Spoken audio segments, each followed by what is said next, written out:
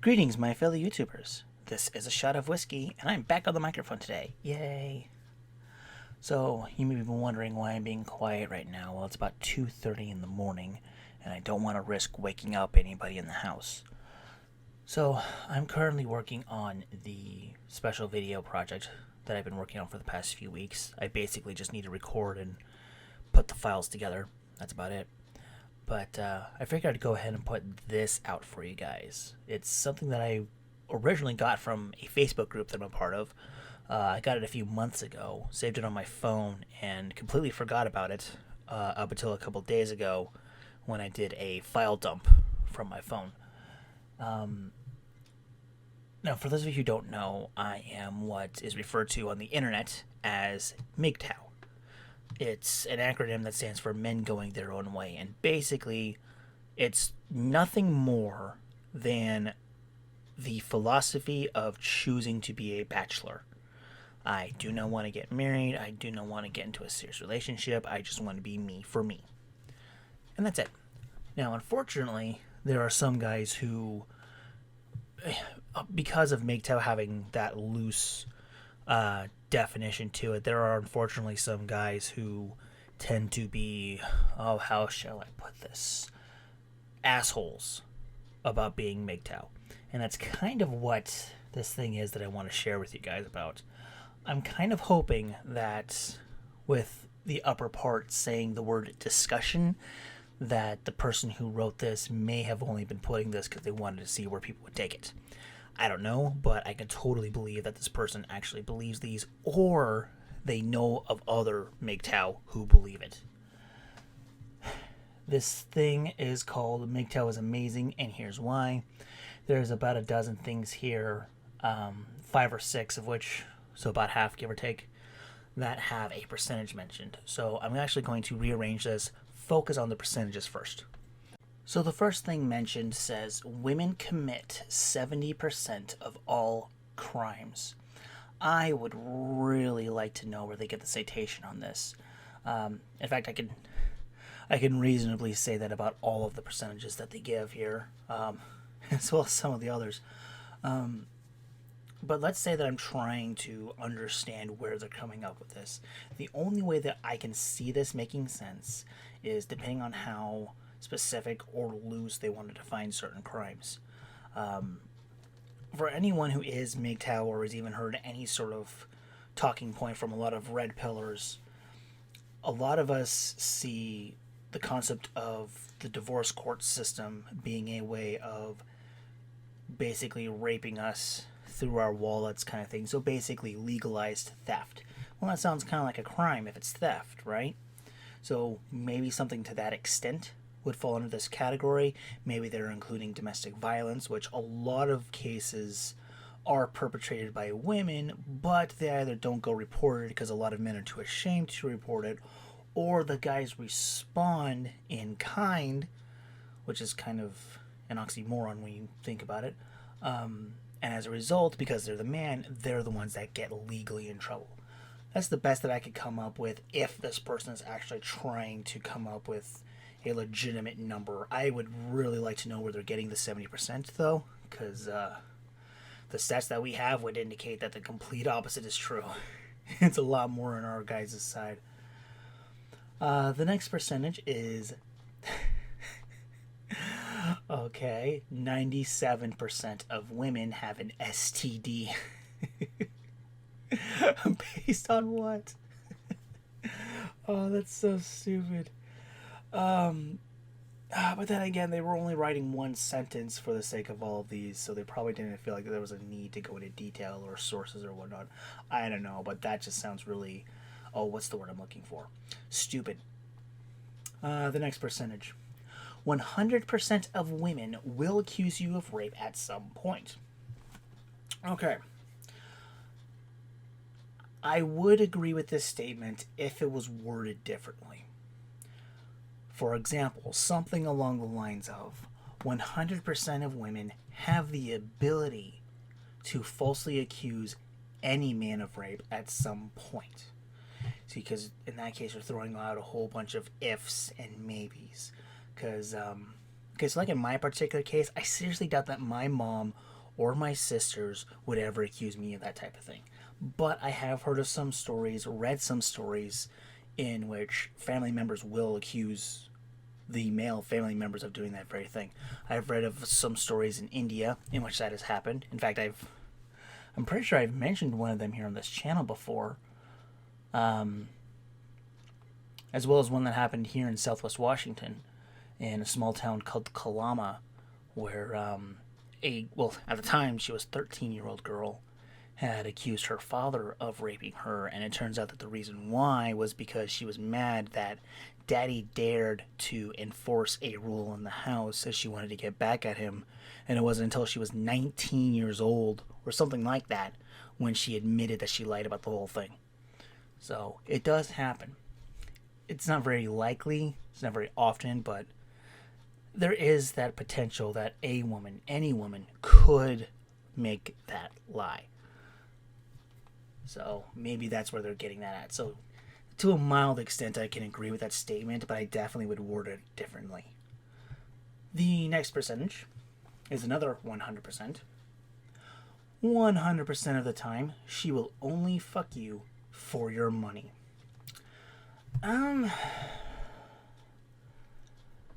That's... In a way, I can see where they're going with that. Let's look at things from the mindset of a woman. Usually when they have sex with a guy, it's usually because of love. Which, if that's the situation, what is she expecting out of it? What's going to be the end result of it? Usually these kind of things are associated with relationships, serious relationships, which could mean a financial situation that is a lot more stable, which means he'll be paying for her stuff, in theory. And of course there could also be other situations as well, like a perfect example, and this is a personal story, so take it as you will. There was one time about 3, maybe 4 years ago, the woman who sired my son told me that she wanted to have another baby. And the reason that she gave, what she actually told me, was that she came up with this idea that if she got pregnant again, the baby hormones, the mama hormones, would scramble her brains up again, because that happened with my kid. She had some of her suppressed memories come back. That's kind of why she ended up being flaky. But she had this theory that getting pregnant again would somehow re-scramble things and fix what happened. Which, as far as I understand it, would actually make things even worse. But then she said that she wanted me to be the father of this child, to which my thought process was, no, I don't want to have another child, especially with you. We can barely take care of the one that we have now. And in a way, I can understand the argument of, we already have a child together.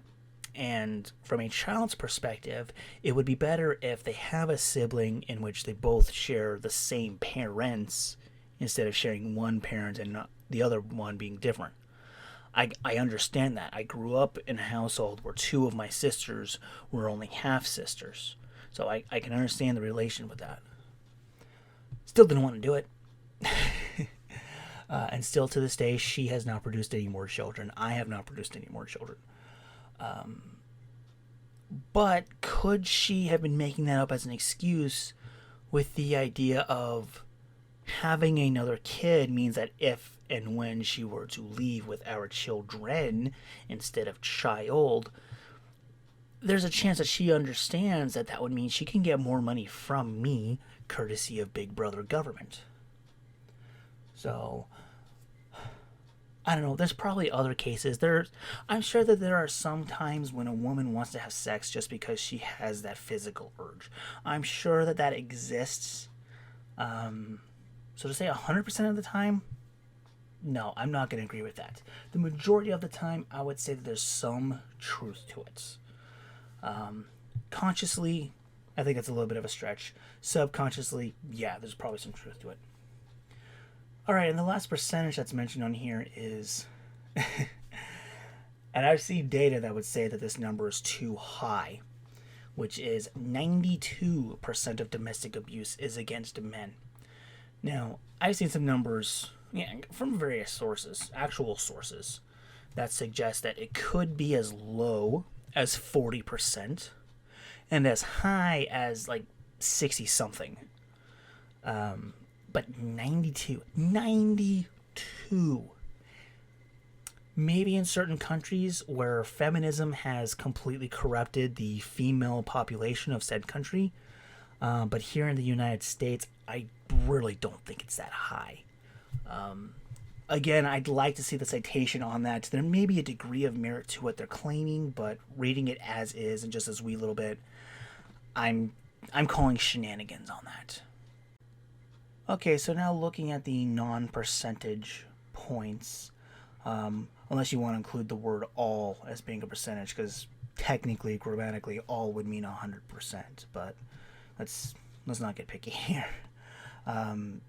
I'm going to read these from bottom to top, and there's a reason why I'm doing this, which we'll show that here in a little bit.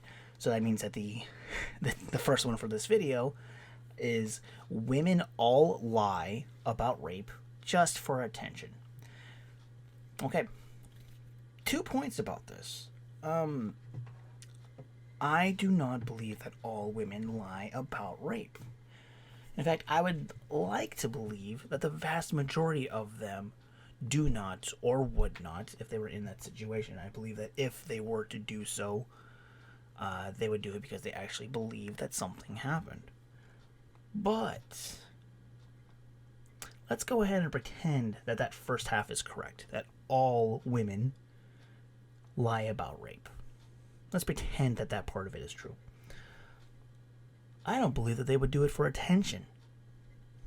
In some cases, yeah, probably, but the vast majority of the cases that I read about or that I hear about, it's usually as one of two things: to protect themselves or deny any responsibility for a decision that they themselves have made, like a 14-year-old girl who doesn't want her parents to know that she spread her legs willingly for some guy, so she decides to say that he raped her, or that she doesn't want her boyfriend to know that she's been cheating on him, so she'll claim that the other guy forced himself on her.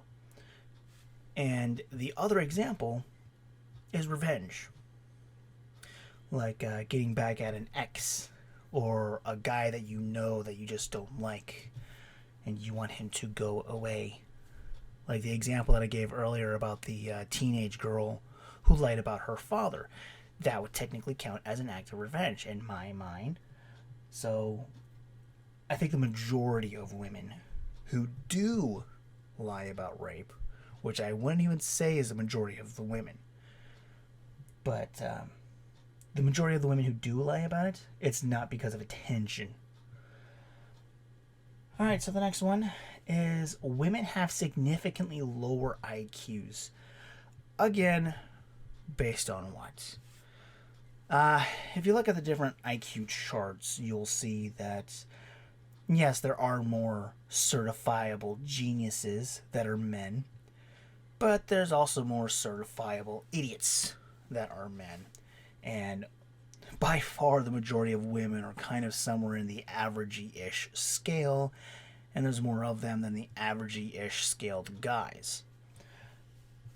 The only aspect to this that I think might have a degree of truth is typically women do not use their intelligence when they are trying to make decisions on important stuff, like voting, for example, which is coming up.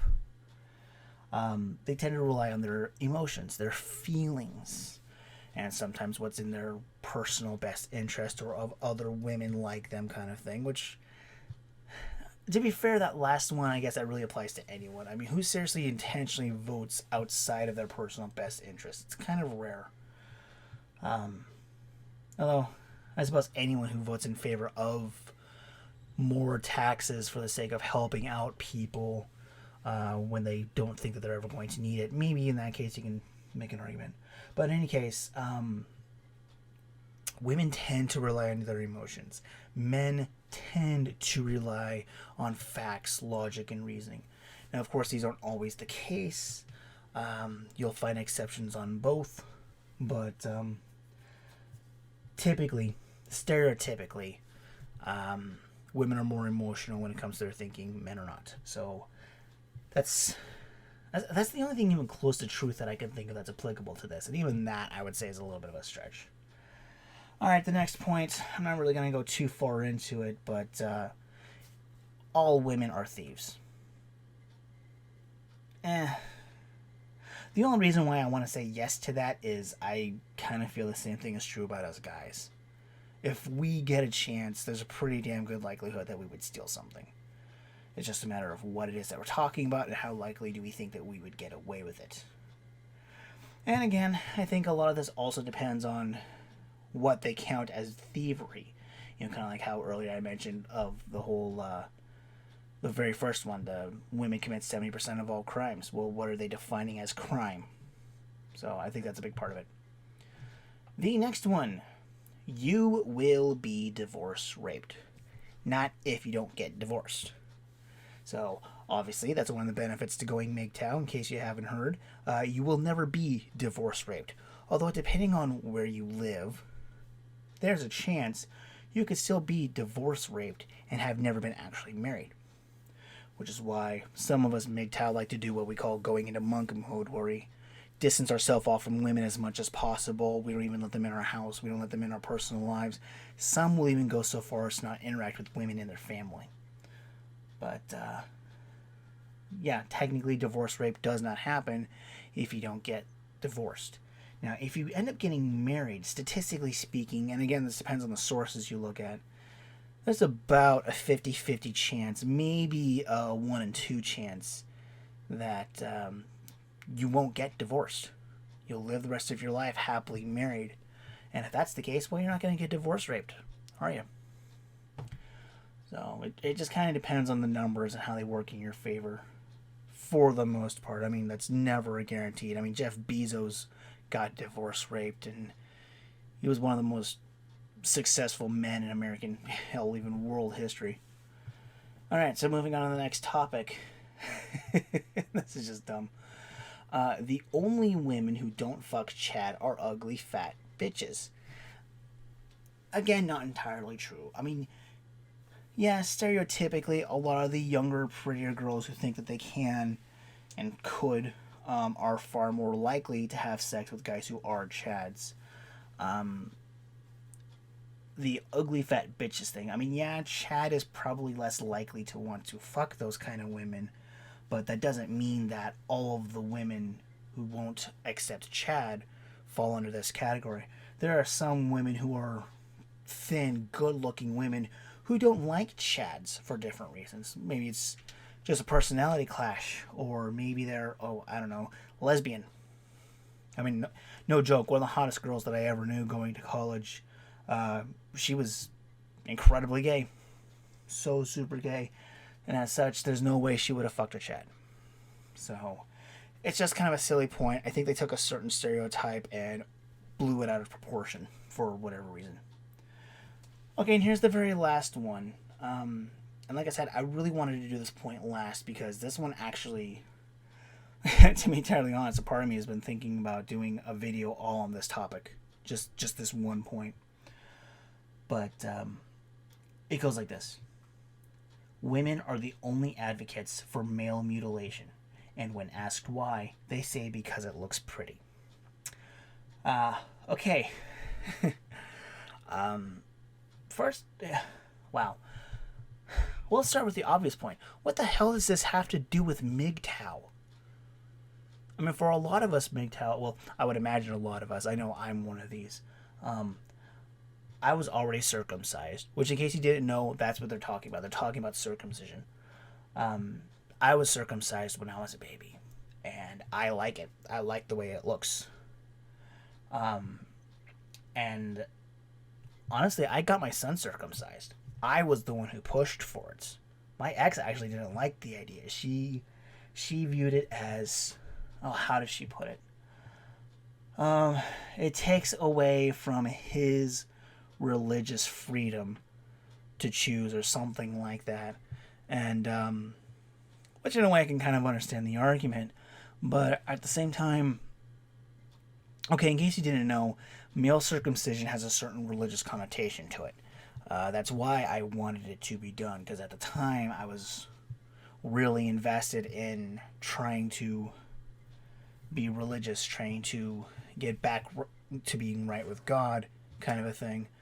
Um, I have no regrets for this particular thing. I think it's better in the long run. I do believe that there are medical benefits to it. I do not believe that it's going to damage his ability to get an erection or to have sex, especially since I was there to watch it happen. They actually did a pretty damn good job in terms of not fucking it up. Now, I will agree there are some doctors who should not be anywhere near the boy's pee-pee. Some of them have no idea what the hell they're doing. In the case of my son, they did just fine. They did amazing, actually. But as far as what it actually says here, women are the only advocates for it? No, that's not true. There's actually a lot of women who are against it, and there's a lot of guys like me who are in favor of it. Now, my particular stance on it, like if I were to actually write the laws, me, I did it all. Your guys' opinion is completely irrelevant. Blah blah blah. Looking at it from that perspective, I would have it set up. I would make a slight change to how we do it here in the States. I don't know about in other countries where you guys live, but here in the States, at least in my specific state, the woman has all of the say unless they're married. I didn't look into the specifics on what happens if the guy and the gal are married, but because we weren't married at the time, or at all, really. But in our unique situation, the mother had all the say. She could have named him whatever the hell she wanted to. His last name could have been Butt Knocker. It could have been Snotwad if she wanted to. She actually really wanted to have his last name be her last name. And I was like, no, if you do that, you are literally saying that you created this child by yourself, that you are raising this child by yourself. The reason why children traditionally take on their father's name is because it is saying that this child belongs to this man, and this man is responsible for this child. That's why surnames exist. So we were able to get him that name. I was able to convince her, thanks to one of her coworkers stepping in. We were able to convince her to let the circumcision happen because it's what I wanted as the father. So legally speaking, if I were the one to change the laws to however I saw fit, I would have it be to where if the father is in the picture, it's his decision, not hers, because he's the one with the penis, not her. I think that makes logical sense. I think that decision should be up to the father, not the mother, and sure as hell not Big Brother. I do not think that the government should be making this decision for us, mainly because of the religious connotation behind it. But yeah, that in of itself I could do a whole video on all on its own. In fact, I know I've only been talking about it for like about maybe a minute and a half, 2 minutes, but it feels like already it's been 10 minutes just talking about this. Yeah. But I will say this part. They say it looks pretty. I've never heard that specific wordage used, but I have heard women say that they prefer having sex with those types of penises. They think it's better for different reasons. The shape, the feel, the fact that it's cleaner and not as disgusting or creepy looking. Which that's not just an American thing. I've seen cases of women say that they prefer it this way from other countries around the world, including places where circumcisions are not the normal practice. But a lot of women, and my mom falls under this category actually, they do it for the same reason why I brought up why it even exists. They do it for religious reasons. My mom had it done on me because she wanted me to be raised in the church, believing in God, passing on that knowledge to my future generations, the people that I bring into the world.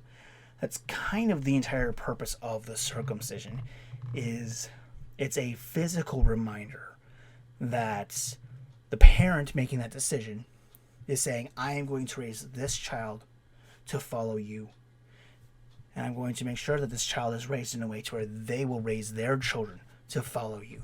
So it's basically a double generation or triple generational, depending on how you want to look at it, vow to God that they're going to raise their children for God, or more specifically, their sons. I mean, daughters technically fall into this category too, but according to Judaic traditions, girls don't get circumcised.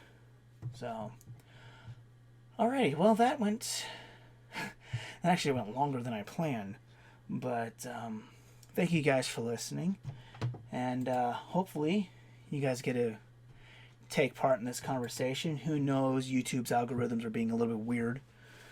So, but in any case, hopefully the next video that I have will be the first of 4 parts of the special series that I'm doing for you guys. Until then, everybody, peace out.